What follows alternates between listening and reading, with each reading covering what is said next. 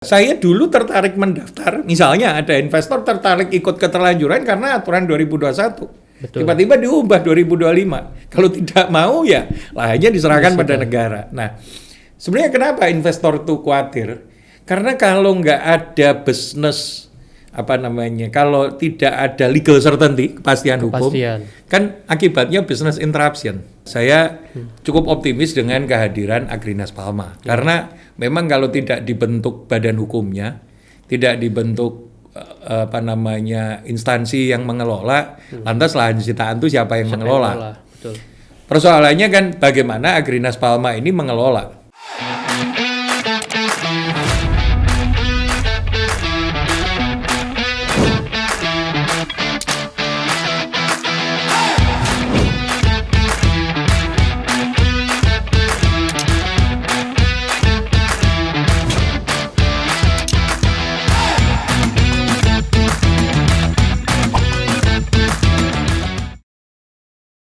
Halo sahabat-sahabat Indonesia, berjumpa lagi dalam Sawit Indonesia Podcast.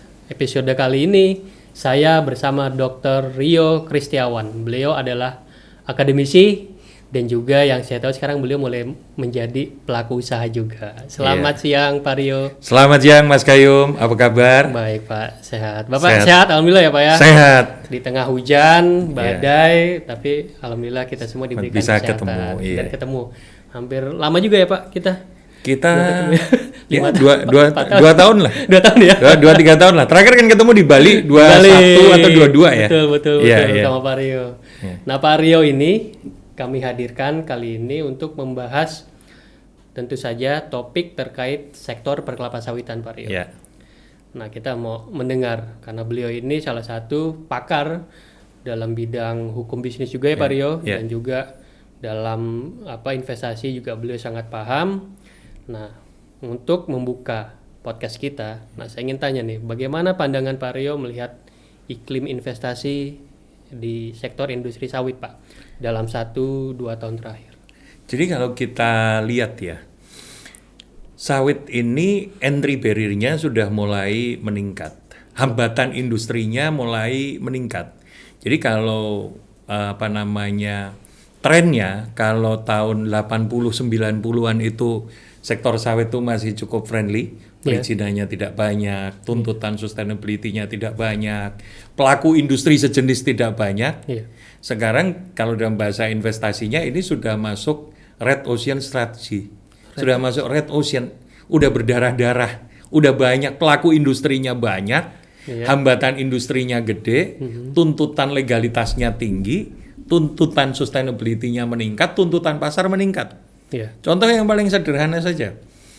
Untuk industri investor PKS yang tidak punya pabrik, harga buah TBS itu kan banyak daerah yang berdarah-darah. Tidak semua harga TBS itu tinggi loh. Betul. Saya kasih contoh. Kemarin saya jalan-jalan ke Rangkas Bitung. Di situ ada salah satu BUMN kelapa sawit. Harga TBS-nya itu selalu terendah di Indonesia. Terendah, Pak? Terendah. Padahal tidak semua kebunnya punya PKS. Artinya tidak semuanya bisa jualan CPO. Sehingga banyak kebun kelapa sawit juga yang struggle, artinya investasinya nggak return juga. Karena selain ada direct cost, pupuk, kemudian ini kita bicara dari segi investasi, pupuk, biaya tenaga kerja, kan ada indirect cost. Men-setting atau menyiapkan sustainability, syarat-syarat sustainability itu kan juga nggak gampang dan nggak murah. Ada biayanya. Ada biayanya juga, begitu. Nah itu yang tadi kita lihat red ocean ya Pak ya, berdarah-darah. Seberapa berdarah-darahnya nih Pak melihat teman-teman pelaku sawit ini, khususnya yang di sektor hulu lah. Kalau kita bicara di sektor hulu ya, ini berdarah-darahnya akan sangat tergantung size-nya, ukurannya. Semakin besar dampaknya tidak terlalu terasa. Karena kalau hitungan cost per hektar, maka menjadi tidak terlalu berat. Tapi untuk yang ukurannya medium atau justru kecil, dan dibilang UMKM tidak UMKM, tetapi dibilang apa namanya, dibilang UMKM tidak, tapi dibilang perusahaan gede tidak. Nah itu yang cukup berdarah-darah gitu, karena cost per hektarnya jadi di tinggi. Di tengah-tengah gitu Pak. Di tengah-tengah gitu. Dan gantung itu Pak berarti ya, secara size-nya mungkin ya. Size-nya, terutama yang tidak jual apa namanya CPO, tidak punya pabrik. Jadi emang benar-benar jual buah aja ya Pak. Kelihatannya industri ini trennya ini go big or go day. Gede sekalian atau nggak usah sekalian. Oke. Pengertian nggak usah sekalian ini kalau nanggung ya mending UMKM aja. Karena memang secara legalitas dan secara apa namanya secara syarat UMKM tuh banyak pengecualiannya. Iya. Daripada UMKM tidak, besar juga tidak, malah kejepit di tengah-tengah. Berapa sih Pak kalau ukuran size-nya, kalau lahan lah kita bicara? Berapa ya kalau ukuran yang UMKM atau yang nanggung itu? Begini, di bawah sebenarnya kalau hitungan kelapa sawit, kalau size itu nggak bisa jadi ukuran karena banyak juga perusahaan lahannya misalnya 40.000, 50.000, tapi planted areanya 2.000. Padahal kan untuk mempertahankan izin 40.000 itu perlu biaya juga.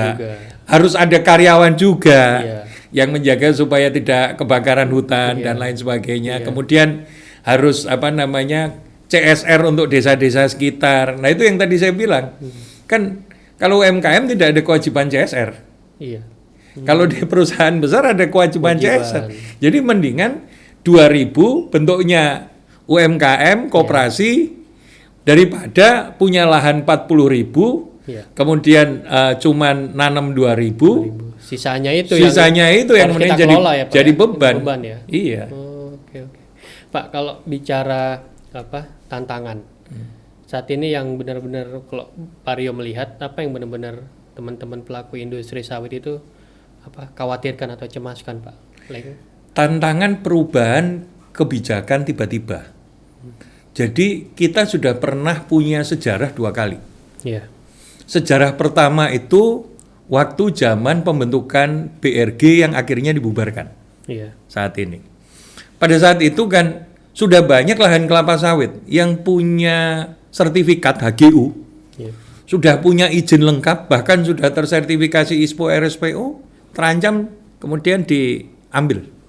Tidak dapat digunakan untuk budidaya. Harus direstorasi. Kemudian saat itu kan kemudian muncul isu kepastian hukum.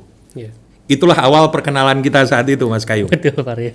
Saya ingat sekali artikel soal itu karena itulah awal perkenalan saya dengan sawit Indonesia. Yang kedua, lalu saat itu kan muncul berbagai kajian, berbagai keberatan sampai akhirnya BRG tidak punya wewenang untuk penindakan. Akhirnya hanya untuk riset dan lain-lain. Karena pada saat itu kepastian hukumnya muncul loh. Kan saya sudah punya HGU, saya sudah punya ISPO, saya sudah punya RSPO. Kenapa tiba-tiba ada aturan dan berlaku mundur? Betul. Nah, saya kasih contoh yang kedua, perubahan aturan yang paling ditakutkan dunia industri. Sekarang, pada waktu tahun 2021, kan memang problem di Indonesia ini adalah tidak pernah punya kebijakan satu peta. One map policy yang digaung-gaungkan dari 10 tahun lalu itu kan nggak pernah ada. Tidak kelihatan bentuknya ya Pak ya? Tidak kelihatan bentuknya. Padahal one map policy itu ada perpresnya loh. One map policy itu ada produk hukumnya. Tetapi kan sekarang pada kenyataannya BPN punya peta sendiri, Kementerian Pertanian punya peta sendiri, LH punya peta sendiri, dan lain sebagainya. Akhirnya ketika banyak perusahaan yang sudah punya sertifikat juga, sudah ISPO, sudah tanam, sudah bayar pajak. Tahun 2021 itu kan produk Cipta Kerja kan ada keterlanjuran. Keterlanjuran itu kan sebenarnya salah satunya akibat tata ruang juga. Kan keterlanjuran ada 2, 110A dengan 110B. 110A ini udah ada izinnya. Boleh dibilang yang 110A ini korban. Karena sudah diterbitkan izinnya sudah ada, lengkap, sudah membayar pada negara, maka Omnibus Law semangatnya yang pada waktu itu pro investasi adalah aturan 110A yang ditindaklanjuti dengan Perpres yang 2021. Tiba-tiba di 2025 muncul Perpres yang 2025 yang keluar perhitungan Dendanya, perhitungan dendanya itu cukup mahal. Kenapa saya bilang? Saya tidak bilang dari segi regulasi ini tepat atau tidak. Saya hanya melihatnya dari segi hukum investasi. Ya. Dengan denda 25 juta kali tahun kali dengan formula yang ada di Perpres tahun 2025 itu akan banyak menurut saya besar kemungkinannya perusahaan tidak membayar denda. Atau minimal sangat membebani sekali, sangat berat sekali. Karena apa? Keuntungannya aja belum tentu segitu. Udah ditambah denda yang sebesar itu ya, Pak? Iya, itu yang pertama. Iya kalau itu kebun inti. Iya. Kalau kebun plasma, yang di kawasan yang dimaksud tadi itu keterlanjuran. Iya, keterlanjuran itu. Kalau kebun plasma atau kebun kemitraan, artinya kan denda ini akan dimasukkan di dalam pembukuan kemitraan juga. Petani lagi nanti. Petani lagi. Bisa kena juga. Yang menanggung dampaknya. Iya. Nah ini kan perubahan yang tiba-tiba. Saya dulu tertarik mendaftar, misalnya ada investor tertarik ikut keterlanjuran karena aturan 2021. Betul. Tiba-tiba diubah 2025. Kalau tidak mau ya lahannya diserahkan pada negara. Nah sebenarnya kenapa investor itu khawatir? Karena kalau nggak ada bisnis kalau tidak ada legal certainty, kepastian hukum, kan akibatnya business interruption. Tidak bisa meneruskan aktivitas usahanya. Usahanya ya Pak ya. Iya. Itu yang jadi. Jadi mendengar penjelasan Pak Aryo juga agak cemas juga nih, jangan-jangan nanti sawit jadi sunset industry nih Pak. Nah, kalau melihat kondisi ini terus, maksudnya tidak ada kepastian kapan ini misalkan persoalan denda, kemudian kan sebelum masuk denda juga Pak, kita tahu ada yang namanya penertiban kawasan hutan. Kan tujuannya memang mulia untuk menegakkan hukum, kemudian pemerintah juga menata kawasan sesuai peruntukan. Kemudian, tapi kan disita. Iya. Lalu juga bayar denda juga. Iya. Dan besar. Iya. Nah itu yang saya bilang, apakah ini sawit bisa jadi sunset industry malah Pak? Bisa iya. Karena apa? Bebannya sudah cukup tinggi. Tadi di awal saya bilang entry barrier-nya itu sangat cukup tinggi. Sudah mulai tinggi. Nah, padahal yang tadi kita diskusi itu adalah persoalan kepastian hukum di internal. Belum lagi kita bicara soal eksternal. Soal bea masuk yang naik turun, kemudian tempat tujuan impor ekspor, kemudian kalau kita lihat trennya dari tahun ke tahun, kan sengketa kita ke WTO itu selalu naik. Kalau kita lihat tahun 90-an dan awal 2000-an, mana pernah sawit bersengketa di WTO? WTO akibat bea masuk tax levy. Belakangan cukup akrab kita dengan istilah itu. Walaupun Indonesia lebih banyak menangnya kalau saya lihat. Tapi kan selalu dikatakan di dalam investasi, proses hukum itu cost. Yang kalau bisa ya orang langsung ekspor dapat pembayaran, kemudian pemerintah dapat devisa, gitu. Nah kalau yang sekarang? Nah, kalau yang sekarang sudah jualan produknya benar saja, kadang-kadang masih ada persoalan di WTO. Belum lagi nanti tiba-tiba misalnya negara-negara tujuan mengeluarkan undang-undang anti deforestasi. Padahal sudah terikat kan tipologi kalau CPO ini jual belinya bukan jangka pendek, jangka panjang. Bayarnya stop karena saya ada undang-undang anti deforestasi nih.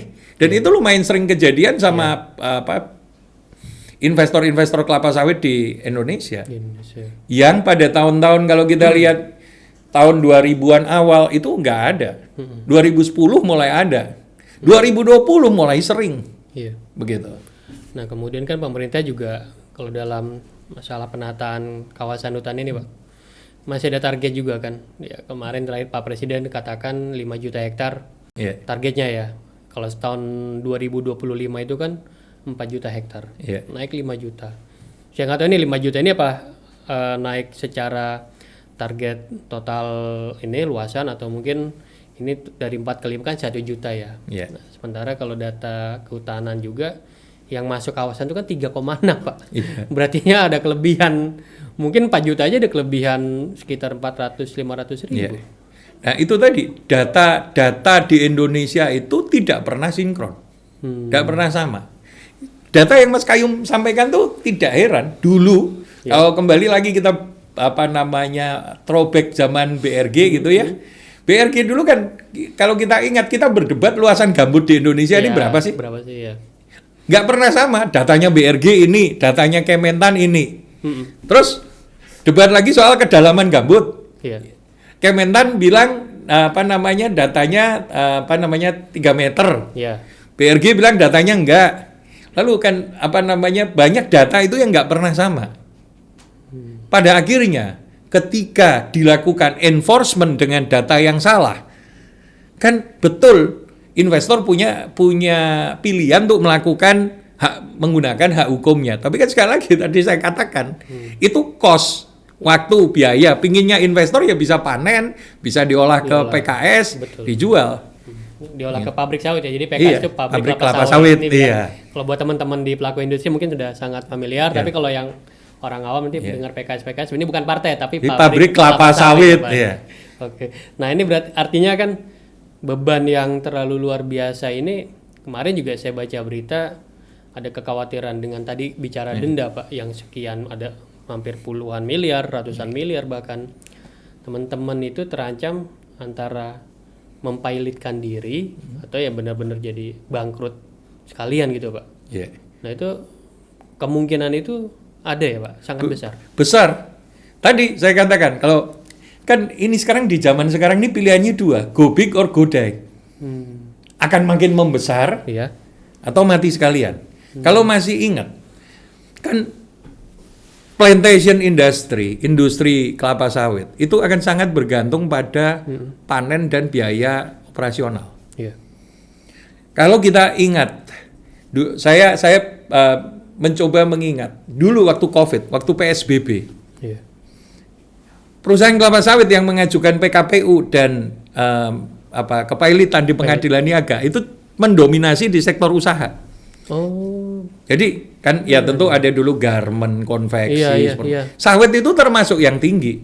Kenapa? Ya nggak bisa panen. Tapi kan gaji pegawai tetap harus dibayar. Sama seperti sekarang, ketika aktivitas usaha di stop, pegawainya kan tetap harus dibayar. Betul. Nah, untuk menghindari kewajiban seperti itu, apa yang dilakukan? Ya melakukan PKPU. Kalau yang punya utang ke bank, kalau yang nggak punya utang ke bank dan cash flow-nya masih positif, melihat beban semakin jauh, ya ada kemungkinan dia seperti yang tadi disampaikan Mas Kaim, ya mempilotkan diri. Karena di Indonesia itu PKPU dan pilot itu bisa dengan permohonan, artinya mempilotkan diri sendiri. Dan tapi saya harus baca data lagi nih Pak, di PKPU udah mulai belum ada tren kayak waktu COVID dulu ya. Dulu ya Pak ya. Kalau mulai ada tren, wah ini perlu alarm juga ya Pak buat pemerintah. Jangan sampai ini terjadi kan. Karena lagi-lagi kan pemerintah sering katakan ini sektor strategis, unggulan. Kok tidak dijaga dengan baik? Pak Rio ya. Betul. Nah Pak Rio juga kalau kita lihat bicara masalah kawasan hutan kan tadi Bapak bilang mau besar-besar sekalian. Nah sekarang setelah penataan kawasan hutan ini ada yang besar juga Pak. Misalkan kita lihat ada Agrinas Palma. Karena dia mendapatkan amanah untuk mengelola lahan sitaan Pak. Bapak melihat hadirnya Agrinas Palma ini apakah salah satu bisa membantu sektor industri ini Pak sawit untuk tetap strategis? Kalau apakah pertanyaannya bisa tetap membantu? Ya, saya cukup optimis dengan kehadiran Agrinas Palma. Karena memang kalau tidak dibentuk badan hukumnya, tidak dibentuk instansi yang mengelola, lantas lahan sitaan itu siapa yang mengelola? Betul. Persoalannya kan bagaimana Agrinas Palma ini mengelola. Karena ini asetnya bukan tanah atau bangunan, asetnya aset biologis. Yang kalau tidak dirawat dengan benar nilainya terdepresiasi. Betul. Sehingga kan harus ada mekanisme yang dilakukan oleh Agrinas Palma supaya asetnya ini setidak-tidaknya meningkat. Memang belum ada kejadiannya, tapi kalau misalnya begini, kalau seandainya terjadi, sudah disita, pihaknya melakukan upaya hukum, ketika upaya hukum itu dimenangkan oleh salah satu yang memohon, nilainya terdepresiasi. Lalu tanggung jawab siapa? Dulu waktu saya tinggal nilainya masih 200 miliar. Kenapa sekarang dibalikin ke saya nilainya 100 miliar? Karena sekali lagi kuncinya ini adalah aset biologis yang Asap tidak biologis. bisa dibiarkan. Iya, betul. Harus dibersihkan, harus dipupuk, rotasinya harus tepat, Iya. gitu. Bahkan kalau data waktu teman-teman Agrinas Walma itu sering rapat dengan DPR itu kan yang tanaman rusaknya memang luar biasa, mungkin lebih dari 200.000 300.000 hektar, Pak. Iya. Yang dia terima kondisi rusak ya. Iya. Tanaman rusak. Nah, ini artinya memang nggak mudah juga ya, Pak, Menjadi Agrinas Walma. dan juga mungkin Pak Aryo juga mungkin tahu ya kan, Agrinas Walma ini kan juga dia memilih sistem KSO, Pak. Iya. Untuk membantu Agrinas ini Iya. mengelola kebun sitaan. Pak Rio melihat ini resiko dan juga potensinya seperti apa sih pakai sistem KSO? Kalau pakai sistem KSO kan pertama akan sangat tergantung pada bagi hasilnya. Ya. Karena apa? Bagi hasil dari mitra si Agrinas itu kan mempengaruhi biaya operasional dia. Kalau bagi hasilnya kecil, biaya operasional kecil, kebunnya akan semakin tidak terawat lagi. Iya, iya. Nah, kan sistem bagi hasil itu kan, apalagi dengan sistem reimbursement. Iya. Artinya ini perlu dilakukan oleh memang orang yang punya modal.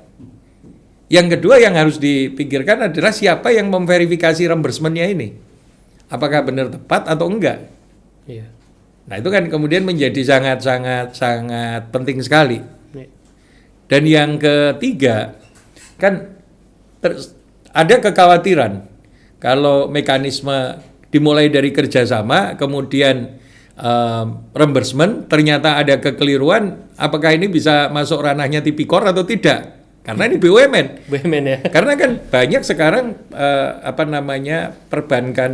perbankan BUMN yang masuk kepada ranah Tipikor. Karena reimbursement-nya tidak benar. Artinya ada resiko di situ untuk mitranya. Dan juga manajemennya juga mungkin ada resiko. Manajemennya ada resiko. Jadi apakah kalau kita topiknya hari ini investasi, business judgment rule ini benar-benar ada gitu. Karena ada juga yang sebenarnya ini aset biologis.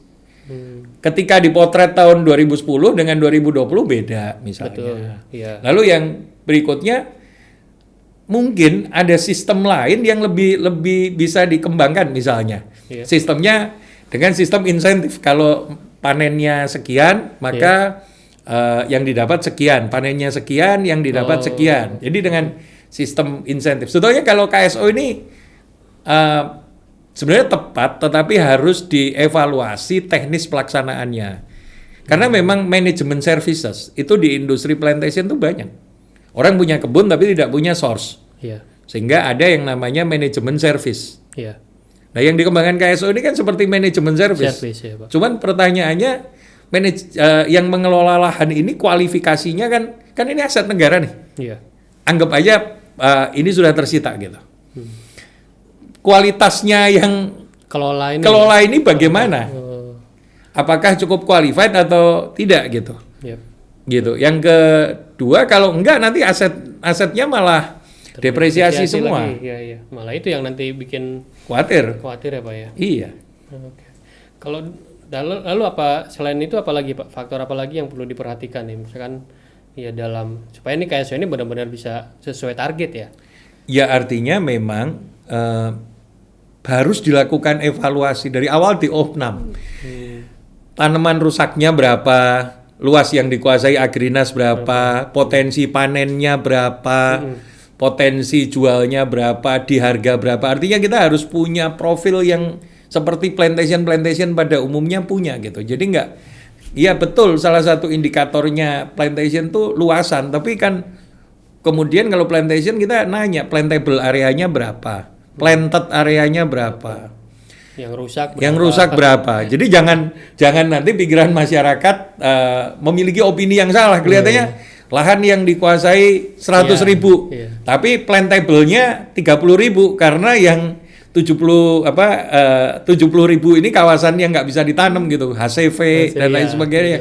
Dari 30.000 potensi yang bisa ditanam, sekarang planted areanya baru 10.000. Ya berarti kan secara ekonomis mendingan punya 50.000, 40.000-nya sudah tertanam. Iya. Jadi memang harus punya data itu sehingga kita bisa bicara rencana pengelolaan ke depan. Iya, betul Pak. Yang terjadi sekarang juga saya lihat mulai ada ya gejolak-gejolak sosial dikit nih Pak. Yeah. Di lahan-lahan yang memang telah disita dan kemudian dikelola Agrinas lalu di KSO-kan. Yeah. Karena dari mungkin perusahaan yang disita itu karyawannya kan masih ada di situ Pak. Yeah. Dan masih menganggap mereka pekerja di situ. Kemudian ketemu dengan karyawan KSO akhirnya adalah gejolak sosial itu. Betul. Karena kan gejolak sosial kayak misalnya karyawan tadi. KSO-nya juga punya PR. Sebelum dia menerima mengelola lahan ini, kan pasti sebagian besar karyawannya dari karyawan yang ada pasti. Betul. Nggak mungkin ngerekrut baru lagi. Yeah. Nah pertanyaannya kan bisa jadi, apakah KSO ini bisa dalam tanda kutip memiliki cukup budget terhadap perlakuan karyawannya? Karena kan perlakuan karyawan SKU di setiap perusahaan kan beda-beda. Di perkebunan-perkebunan yang tua seperti di Sumatera kan sudah cukup tinggi remunerasinya. Yeah.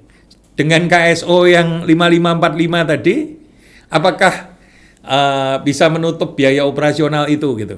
Sehingga itu yang tadi saya katakan bahwa dengan situasi bagi hasil yang absolut tadi, apakah itu bisa diaplikasikan? Karena kan karakteristik tiap lahan beda-beda. Contoh lagi adalah lahan yang terasering dengan lahan yang flat itu juga beda biaya operasionalnya. Betul.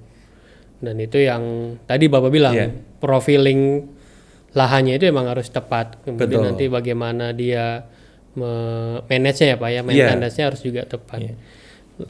Tapi Bapak melihat bahwa memang Agrinas Palma ini kan karena dia sudah jadi BUMN ya Pak ya? BUMN perkebunan. Kemarin juga ada kekhawatiran malah CPO-nya nanti ya karena masih dalam proses penyelesaian kawasan hutan kan mungkin ya malah nanti tanda petik khawatir tidak diterima pasar global karena kan sawitnya kan global Pak, global market Pak. Gitu. Betul. Iya itu salah satu resiko karena begini apa yang tadi pasar global tuh tuntutannya semakin tinggi. Semakin tinggi. ISPO saja tidak cukup. Betul. Seminimal-minimalnya RSPO. Belum lagi nanti minta tuntutan-tuntutan yang lain, misalnya kajian greenhouse gas dan lain-lain, GHG dan lain-lain. Tuntutan pasar global tuh banyak sekali. Kemudian minta laporan keberlanjutan dan lain sebagainya. Apakah dengan paketnya tadi dan profiling lahan yang ada, karena kan nggak semua lahan bisa di RSPO-kan juga. Oh iya betul ya Pak ya. Misalnya lahan yang nggak punya sertifikat, ya. Kan nggak bisa di RSPO-kan juga. Atau misalnya ada lahan yang masih diokupasi oleh masyarakat masyarakat adat. Iya. Kan nggak bisa di RSPO-kan juga. Banyak kendala-kendala gitu. Akhirnya ya tadi yang saya katakan ini akan menghadapi potensi buahnya dijual lokalan. Oh. Karena kalau dia jual untuk KSO, lahan yang KSO kan belum tentu lahannya punya pabrik. Iya. Dia harus jual. Misalnya terjadi KSO, pabrik terdekat tuh masih 8 jam, 10 jam. Iya. Misalnya ini kejadiannya di Kalimantan banyak. Pilihan yang paling logis apa? Dijual aja, jual TBS aja. TBS aja. Dengan harga yang sangat volatile. Volatile ya Pak ya? Iya. Dan kemungkinan juga malah jadi harga, kadang kan di bawah, di bawah penetapan provinsi lah. Betul. Dan buat TBS itu seringkali dijualnya nggak ke pabrik loh, dijual ke pengepul juga banyak kejadian. Jadi ya paketnya 5545 itu seberapa menariknya gitu. Karena begini, kalau dijual ke PKS terdekat belum tentu lahan yang dikerjasamakan itu dekat dengan PKS. Betul. Yang kedua, jaraknya kan pasti nanti menghitung biaya transport dan lain sebagainya. Kan TBS itu punya masa prime setelah dipanen. Nah kalau jaraknya 8 jam 10 jam sampai sana gradingnya udah turun. Belum lagi resiko busuk, resiko ninja dan lain sebagainya.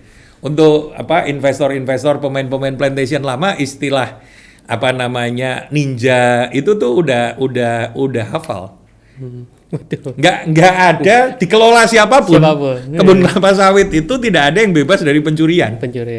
Walaupun ini sekelas Agrinas ya. Iya, tinggal berapa yang tercuri gitu kan. Iya Pak. Makanya kalau kita bikin budget di plantation industry itu kan selalu ada deviasi 5%, berapa persen gitu. Karena antara buah busuk, kemudian dicuri dan lain sebagainya itu kan seringkali terjadi. Dan ini emang yang harus diperhatikan ya. Betul. Teman-teman di Agrinas Palma. Ya walaupun yang saya tahu juga di region manajernya itu ya kelas-kelasnya ya ada purnawirawan. Betul. Tapi tanda petik tidak menjamin aksi kriminalitas juga ya Pak. Betul. Kebun, ya. Betul. Karena sawit ini kan tipologinya di remote area. Bahkan sampai teknologi pengawasan itu kan sampai burung elang dikasih dikasih kamera gitu kan ya, untuk mengawasi. Kemudian ada yang drone ya Pak. Drone, iya. Ada security keliling, itu pun tidak menjamin semuanya akan utuh. Sering sekali terjadi pencurian. Belum persoalan biologis. Persoalan biologis itu begini, banjir. Banjir buahnya nggak bisa dipanen, busuk ya udah hilang. Tanaman rusak. Kan di daerah, jadi sawit ini adalah memang perlu perhatian khusus. Keseringan hujan juga nggak baik, kurang hujan juga nggak baik. Terlalu panas nanti bisa kena penyakit. Keseringan hujan bisa kurang fotosintesis. Betul Pak.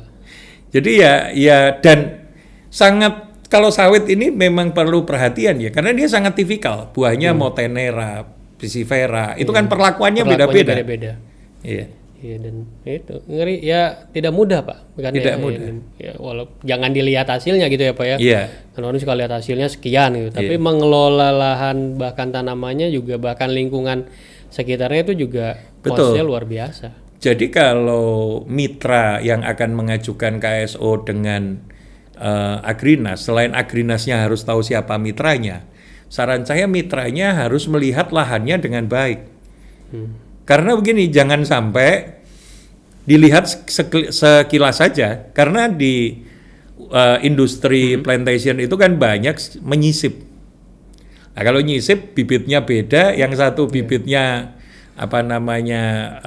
Tenera, yang satu ada Dura. Nah itu ya akan sangat mempengaruhi cash flow-nya. Betul. Atau antar blok beda bibit. Yeah. Jadi yang sini sudah waktunya panen, yang situ belum waktunya panen. Betul. Padahal tahun tanamnya sama. Kan tiap bibit ini kan ujungnya pada worth it apa enggak nilai itunya kan, cash flow-nya. Ya, Pak. Karena kan ini harus dimodalin dulu baru ngerembes kan. Betul. Sehingga semuanya akan kembali pada pendapatan. Nah, pendapatan itu sangat tergantung pada panen.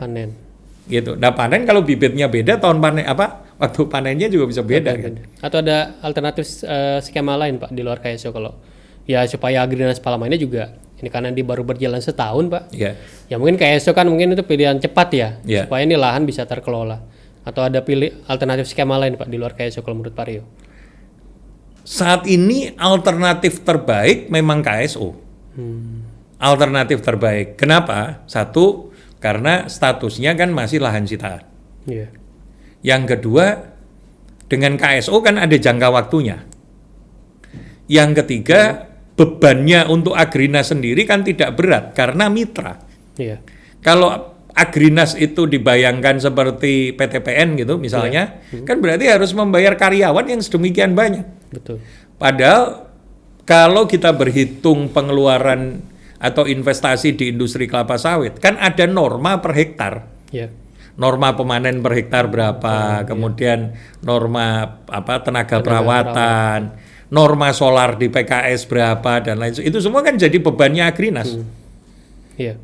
Nah, dengan KSO beban itu kan dipindahkan ke mitra. Yeah. Hanya Agrinas perlu memverifikasi. Itu tadi yang saya katakan, kalau verifikasinya keliru, berubah atau ada deviasi, ini potensial di kemudian hari menimbulkan persoalan lain. Iya. Gitu. Iya, ini oke lah. Ini Agrinas kan memang karena baru setahun ya Pak ya. Kita masih lihat seperti apa nanti ya kinerjanya, kemudian pilihan strategi bisnisnya ya ini masih baru setahun jalan. Ya, makanya tahun sebetulnya ini, ya. betul. Sebetulnya untuk kepentingan Agrinas juga, Agrinas harus menampilkan kelolaan dengan utuh.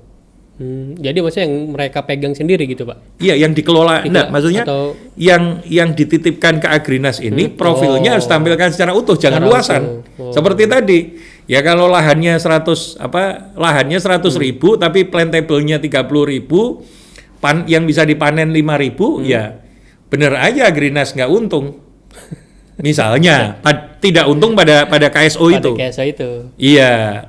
Jadi nggak cuma luasan, harus utuh gitu. Artinya ini juga untuk melindungi Agrinas sendiri gitu. Nggak, saya kira mungkin mereka juga harus kelola lahan yang memang mereka kelola sendiri gitu, Pak. Iya. Tidak hanya diserahkan ke mitra ya. Artinya mungkin ada pilihan lokasi lahan yang mereka ini untuk menjadi rujukan juga sih. Mungkin ke mitra atau apa kan. Oh, kita bisa nih ada lahan yang untuk perbandingan. Perbandingan kan. Iya. Pak ya. Pak, lalu oke lah ini Agrinas kita kasih ini aja dulu lah. Kesempatan untuk membuktikan diri, Pak. Iya. Kan mungkin tahun ini kita bisa lihat Tapi hasilnya. tujuan dan bentuknya itu sudah betul. Sudah benar ya, Pak? Iya. Ya. Karena memang yang pasti. Dan kita memahami situasinya serba terburu-buru kan. Namanya juga kita juga tidak tahu berapa lahan kemudian akan disita lagi dan seterusnya. Agrinas pun juga tidak tahu. Dia hanya tahu ketika dititipin kan. Tapi kalau tiba-tiba dititipkan mereka nggak siap juga ini juga ya, Pak ya. Bisa mual juga nanti mereka. Betul. Karena kalau plantation aja untuk proses rekrutmen, pengadaan tenaga kerja itu kan perlu waktu. Ini kan kejar-kejaran antara operationnya plantation dengan legal actionnya si Satgas kan. Betul, Pak. Nah ini Agrinas sementara kita pinggirkan dulu, kemudian kita lihat kalau di tahun ini menjelang tahun 2026 ini kan juga bagus sih, Pak, ada aksi korporasi. Misalkan Sampurna dibeli oleh Posco, Pak. Bapak melihatnya ini kan masih ya, artinya kalau tadi kita bicara sawit sebagai sunset industry kayaknya ya masih agak jauh lah ya kalau karena ini kan kalau di Korea itu bahasanya apa, chaebol ya, Pak ya, kalau Taipan masuk kan beli Sampurna. Bapak melihatnya apa sih, melihat dari perspektif mereka sebagai investor global kemudian masuk ke kita Indonesia yang tadi Bapak bilang kerikilnya juga ini kan tajam-tajam, Pak, untuk pengelola lahan. Bapak melihatnya gimana? Jadi begini, orang yang masuk pada industri sawit dengan size tertentu itu pasti punya kepentingan tertentu. Misalnya, apakah sudah punya refinery? Kalau kemudian orang yang membeli plantation sudah punya refinery, jadi tujuannya ada dua, tujuan finance dan tujuan operasional. Kalau tujuan efisiensi operasional, dia sudah punya refinery. Daripada CPO-nya saya beli sama orang lain, ya mendingan CPO-nya saya dari kebun saya sendiri. Sehingga dilakukan aksi korporasi. Yang kedua, misalnya untuk diversifikasi atau menunjang bisnis lainnya. Saya sudah punya pabrik mentega. Tinggal berarti yang bahan pokoknya CPO. Atau di tempat lain sudah punya portofolio CPO juga perkebunan kelapa sawit. Tetapi untuk membesarkan size tadi dia perlu melakukan corporate action, akuisisi kebun yang memang besar gitu. Misalnya untuk tujuan IPO gitu. IPO itu kan perlu size tertentu, perlu jumlah tanaman tertentu, tidak boleh semua hanya land bank, perlu story pengembangan gitu. Jadi tujuannya dua, apakah untuk tujuan internal, efisiensi usaha dan lain sebagainya, atau tujuannya tujuan financing. Kalau tujuan financing salah satunya IPO tadi. IPO tadi ya. Iya. Karena kalau saya baca di webnya Posco kan salah satunya mereka ingin pengembangan ke biofuel, masuk ke biofuel. Artinya tepat ya dengan mengakuisisi Sampurna yang dia punya dari jumlah CPO, kemudian ada dukungan misalkan mereka punya produsen benih sawit juga gitu kan, dan betul. Pilihan tepat.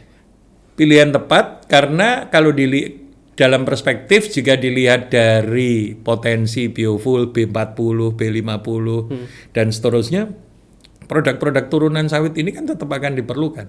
Dulu kalau kita masih ingat awalnya kan B10, lalu B30, lalu B40 dan seterusnya. Lalu yang kedua, minyak goreng itu kan kebutuhan yang tidak pernah jumlah penduduk itu kan bertambah. Bertambah, betul. Minyak goreng dan turunannya, minyak goreng, mentega, sabun dan seterusnya ini kan akan mengikuti demografi. Iya. Demografi di dunia ini kan meningkat, jarang negara yang menurun. Ada beberapa negara yang menurun, tetapi kebanyakan meningkat. Iya. Sehingga industri kelapa sawit ini pada konteks komersialnya sebetulnya masih punya harapan, bukan masih punya harapan, masih sangat jauh dari sunset. Hanya tadi saya katakan di awal, entry barrier-nya atau barrier industrinya ini meningkat. Jadi kalau dulu tantangannya itu misalnya hanya mengawasi keamanan kebun dari pencurian, kalau sekarang ya jadi banyak, ada kewajiban sustainability, izinnya pun lebih banyak, dan seterusnya begitu. Lalu bagaimana supaya tadi seperti kata Pak Rio, ada harapan itu Pak yang perlu diciptakan pemerintah? Ya sebenarnya tidak lelah-lelahnya saya selalu berkata, tetapi nampaknya juga belum terwujud secara utuh. Perizinan itu dari dulu sampai sekarang tidak pernah mudah dan tidak pernah cepat. Contoh sederhana OSS, saya masih ingat di kira-kira seminar 10 tahun lalu sama Mas Kayum. Saya sudah bicara OSS, tapi sampai sekarang apakah OSS itu bisa seperti cita-cita? Apakah semua selesai dalam hitungan bulan dengan OSS? Bahkan untuk berbagai produk perizinan, LH itu punya untuk ngurus AMDAL itu punya portal sendiri namanya AMDALNet. Oh, malah bukan kan OSS kan harusnya online single ya. Ada kata-kata online single submission. Iya. Nah, sistemnya macam-macam. BKPM mengelola OSS. Ya. LH mengelola sistem yang namanya AMDALNet. Ya. Di kehutanan itu sistem banyak banget. Ada namanya Sipongi, ada namanya di Kementerian Pertanian ada namanya si Perimbun, si Cantik. Iya, wah banyak sekali dah. Di Kemenperin si Mirah kalau saya. Si Mirah banyak sekali. Jadi pertanyaannya adalah ujung-ujungnya kan padahal kan OSS itu untuk menghindari birokrasi, makanya dibuat data sharing antar instansi. Iya. Tapi kan tidak terjadi. Tidak terjadi ya Pak. Kalau kita lihat dari ease of doing business-nya Indonesia, kemudian berusaha kita kan 3-4 tahun terakhir belum bergerak dari peringkat 70-an. Nah salah satunya persoalan investasi dan kepastian hukum kan. Maka siang ini kita diskusi soal itu. Ini jangan-jangan antar instansi juga nggak percaya Pak. Ada Betul. Di satu aplikasi data tuh. Iya karena database-nya aja belum jadi. Seperti yang tadi saya katakan satu peta tadi. Iya. Satu peta juga belum jadi. Saya kasih contoh, ngurus izin yang melibatkan kehutanan BKPM dengan kehutanan BKPM dengan Kementerian Perkebunan. Semua juga perlu rekomendasi teknis. Iya. Apakah dengan adanya OSS menjadi tidak perlu rekomendasi teknis? Perlu. Tetap perlu rekomendasi teknis dan expose rapat dan sebagainya itu tetap ada. Jadi yang perlu dilakukan ya debirokrasi sih sebetulnya. Lebih mudah, lebih cepat begitu. Itu dari segi itu. Yang kedua dari segi efisiensi pengawasan. Sekarang kan semua merasa industri yang sedang tumbuh ini kan semua menjadi seringkali diawasi secara berlebihan. Diawasi saya setuju diawasi oleh instansi yang tepat dan pengawas yang tepat. Sekarang saya punya satu pertanyaan gitu, refleksi untuk kita semua. CSR itu siapa yang ngawasi? Bupati merasa mengawasi. Gubernur juga. Gubernur merasa mengawasi. Kementerian yang menerbitkan izin mensyaratkan CSR. Terus kemudian Kementerian Sosial juga mengurus CSR. BKPM juga mengurus CSR. Padahal patokannya beda-beda. Kunjungan pengawasan CSR. Lalu yang selalu sering muncul di lapangan adalah ya kalau nggak CSR izinnya bisa kita cabut. Selalu yang menjadi ultimatum kan izinnya kita cabut. Dengan masing-masing instansi punya standar. Yang standar yang berbeda-beda. Berbeda ya Pak. Ini kan contoh misalkan kalau DPRD mengawasi.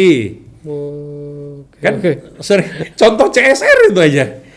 Kan kemudian menjadi ini. Lalu apakah kita bisa bersembunyi? Oh saya sudah punya ISPO, nggak laku juga, Betul. Karena misalkan seperti 20% Pak, kemitraan ya plasma kan itu juga berdasarkan IUP kah? Nah, itu kan kalau Kementan. Ada juga yang berdasarkan HGU kalau ATR BPN. Ada juga misalkan kehutanan berdasarkan pelepasan kawasan kehutanan. Nah, ini juga teman-teman pelaku juga kadang-kadang jadi bingung juga. Kita mau pakai rujukan yang mana gitu loh. Betul. Itu yang tadi Pak Rio katakan ya benar.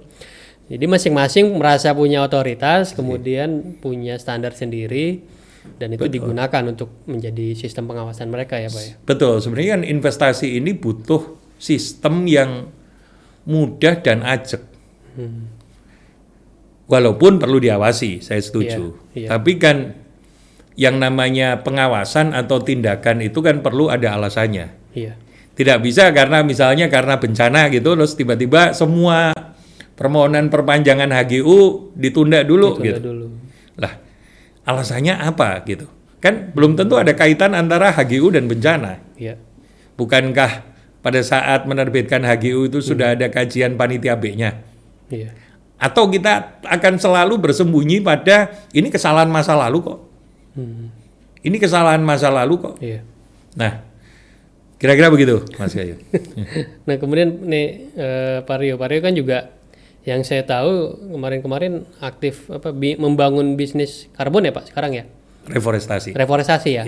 Apa sih Pak yang menarik dari karbon ini, reforestasi ini? Jadi sebenarnya begini, banyak industri-industri yang dipandang merilis gas rumah kaca, GHG, greenhouse gas. Nah, makanya di dalam ketentuan nantinya, terutama setelah Paris Agreement, setelah nanti setiap sektor industri itu akan ada batas ambang atas emisi. Kalau industri itu melampaui batas ambang atas yang diizinkan, maka dia harus membeli unit karbon. Nah, akhirnya sekarang banyak bisnis-bisnis itu mengusahakan reforestasi. Karena salah satu produk turunan dari Omnibus Law dan pada saat itu tahun 2021 Bapak Presiden Jokowi mengeluarkan Perpres nilai ekonomi karbon, maka kan muncul PBPH, perizinan berusaha penguasaan hutan. Jadi kalau dulu kan namanya HTI, hutan alam, HTI, kalau sekarang PBPH. PBPH ya. Iya. Nah, PBPH ini salah satunya adalah jasa lingkungan. Restorasi ekosistem, dari namanya saja restorasi ekosistem. Nah, kan tadi persoalan greenhouse gas ini bisa diselesaikan dengan dua hal, nature based solution atau dengan teknologi. Kalau teknologi cukup mahal dan kita belum siap. Belum siapnya kenapa? Karena teknologi CCUS itu, carbon storage itu, carbon capture utilization storage itu persoalannya ada dua, satu biaya. Yang kedua nanti setelah, jadi kan gampangnya CCUS itu adalah udara itu disedot kemudian jadi seperti gel, diaplikasikan ke bawah tanah. Bawah tanahnya ini kan belum dipetakan, ada yang jadi kuburan, ada yang jadi basement, dan ini persoalan seluruh dunia kan kalau kita bicara greenhouse gas. Yang paling mungkin saat ini nature based solution, yaitu apa? Menghutankan kembali kawasan hutan yang tadinya bukan hutan. Lahan-lahan apa? Misalnya HPK, HPK, kemudian gitu Pak? Iya, tambang. Karena prinsipnya usaha ini kan restorasi. Jadi sebenarnya apa yang saya hanya melihat secara hukum ekonomi ya, apa yang dilakukan Satgas PKH ini ada nilai ekonominya pada bisnis yang lain, bukan bisnis kelapa sawit ya, pada bisnis yang lain, restorasi ekosistem, menghutankan kembali. Menghutankan kembali ini bukan semata-mata tujuan konservasi saja, tetapi ada tujuan ekonomisnya. Kenapa? Karena Indonesia ini adalah negara dengan kawasan hutan terluas ketiga di dunia.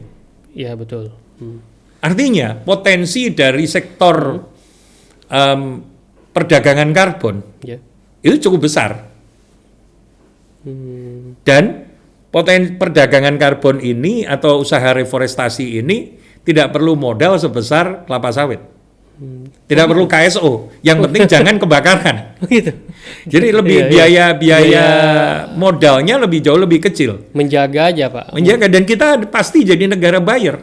Negara penjual, negara seller. Kenapa? Indonesia itu gede. Paling yang banyak menghasilkan greenhouse gas kan Pulau Jawa, Jakarta, sebagian Sumatera.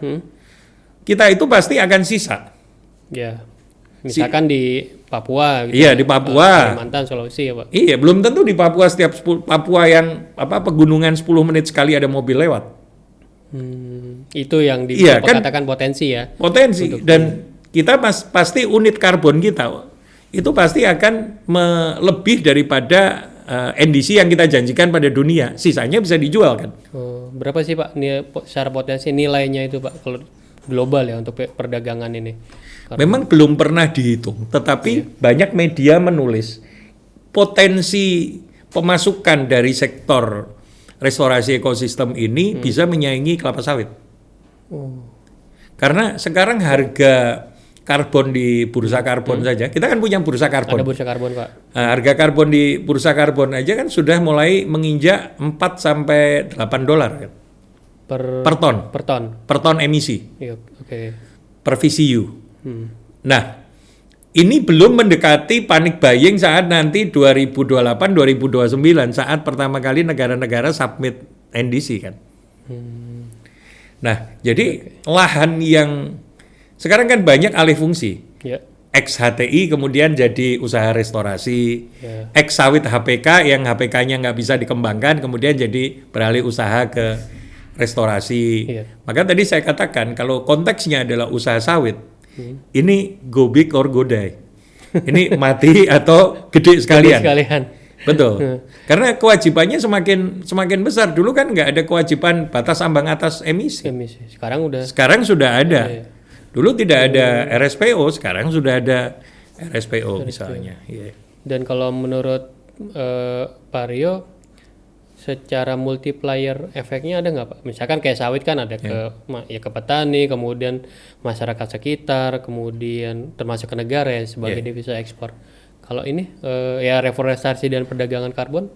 Oh besar, karena cara mengukur VCU itu bukan dari luasan lahan. Cara mengukur VCU itu dari 3 indikator. Yang pertama 3 indikator tuh climate, community dan biodiversity. Masyarakat itu ada di bagian community-nya.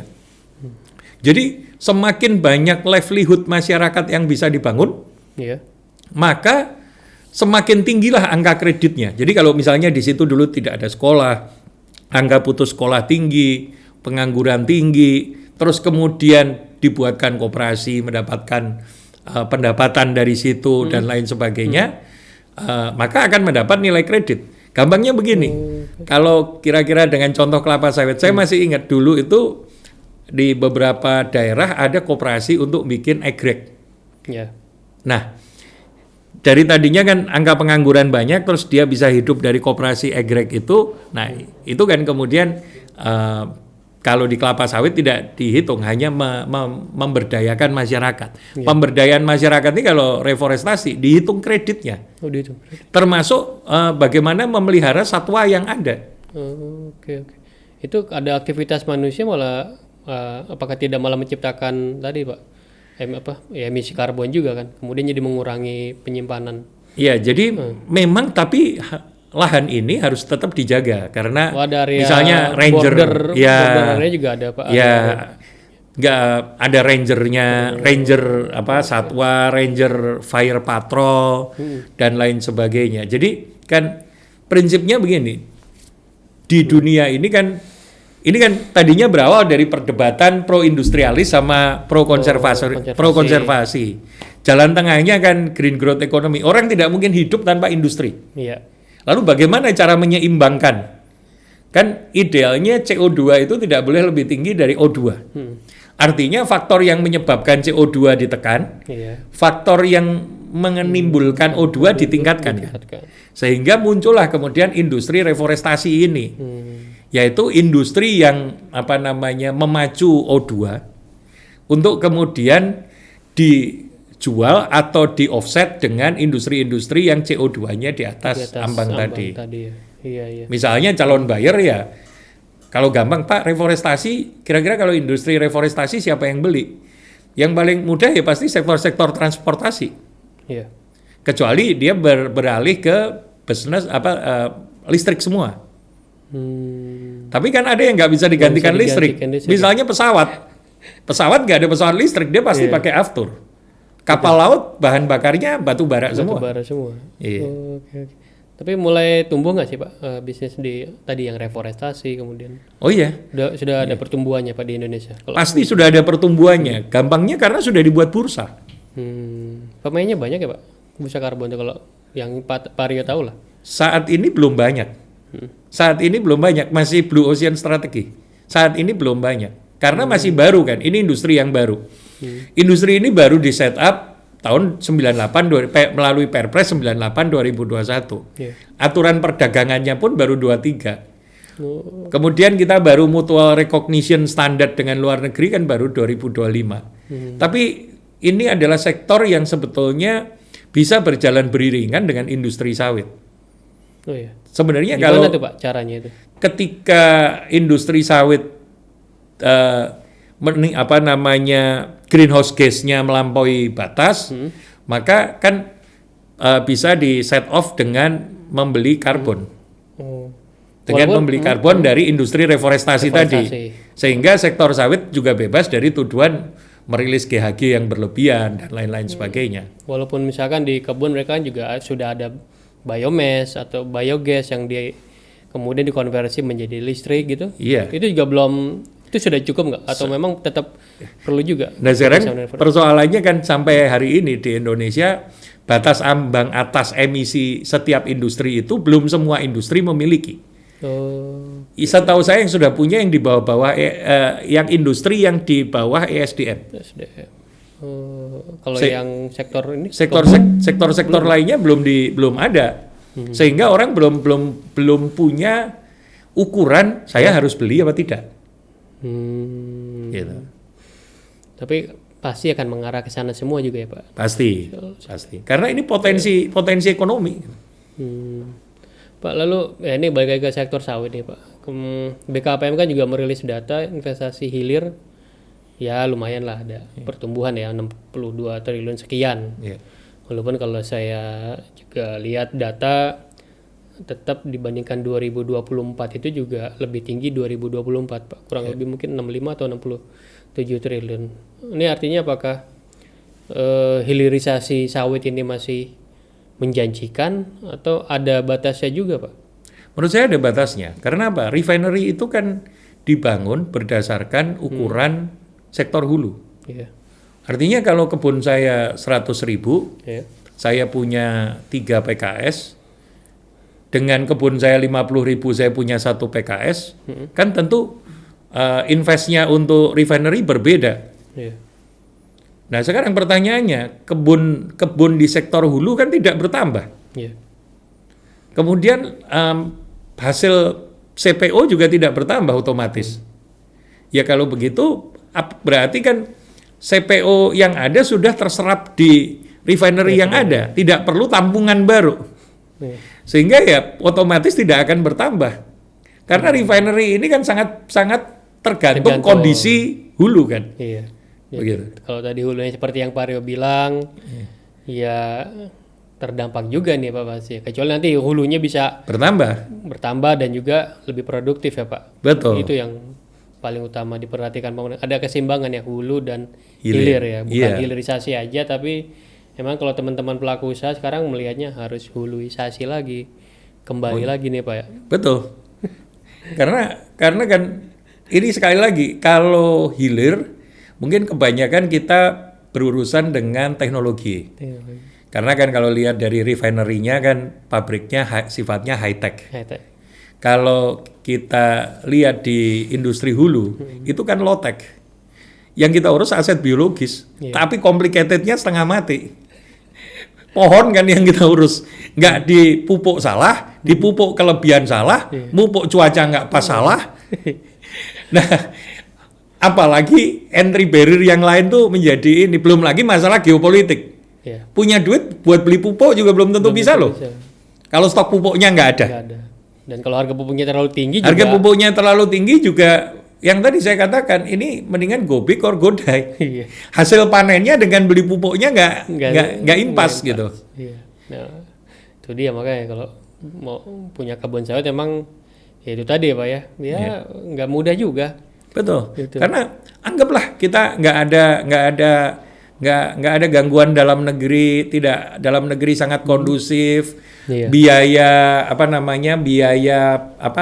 penjualan TBS tinggi, punya duit dong kita, mau beli pupuk belum bisa, karena kadang-kadang kan pupuk itu pengirimannya dan lain sebagainya itu kan sangat tergantung konflik-konflik secara geopolitis kan.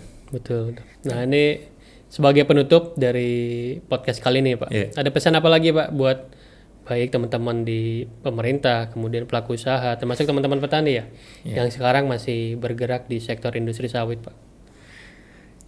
Jangan patah semangat, sawit akan terus lestari. Salam sawit lestari. Oke, singkat dan pastinya itu tadi ya.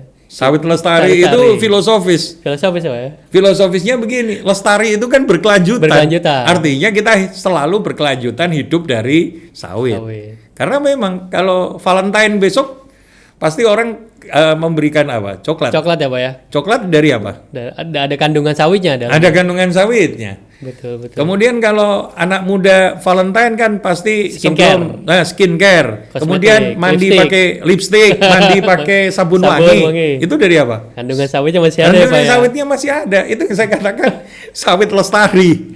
Jadi selama orang masih menggunakan produk dari sawit dan tentu saja yang berkelanjutan dan lestari, artinya industri ini masih tetap terjaga, kemudian memberikan dampak positif yang juga sangat besar kepada masyarakat maupun teman-teman pelaku usaha, tidak hanya perusahaan ya Pak ya, tapi juga ada petani di dalamnya. Oke, baik, jadi terima kasih sekali lagi Pak Rio, ini sangat lengkap pembahasan kita, mulai tadi kita awal membahas investasi, kemudian tantangan seperti apa dan apa yang harus dilakukan, termasuk melihat bisnis sawit seperti mulai dari tahun 2025, 2026 juga Pak Rio bedah luar biasa, dan tadi ada potensi dari bisnis karbon. Sampai Valentine bersama sawit. Valentine bersama sawit. Oke. Baik, sekali lagi terima kasih Pak Rio untuk waktunya. Jangan lelah-lelah untuk main ke studio kita. Semoga kita bisa ketemu lagi ya Pak ya dengan topik yang berbeda. Jadi sekali lagi jangan lupa kita ikuti terus podcast Sawit Indonesia, di like, subscribe, kemudian share, dan tentu saja di komen untuk memberikan dampak yang luar biasa bagi podcast ini. Jadi sekali lagi terima kasih Pak Rio untuk waktunya. Salam Sawit Indonesia. Sawat Salim. Oke.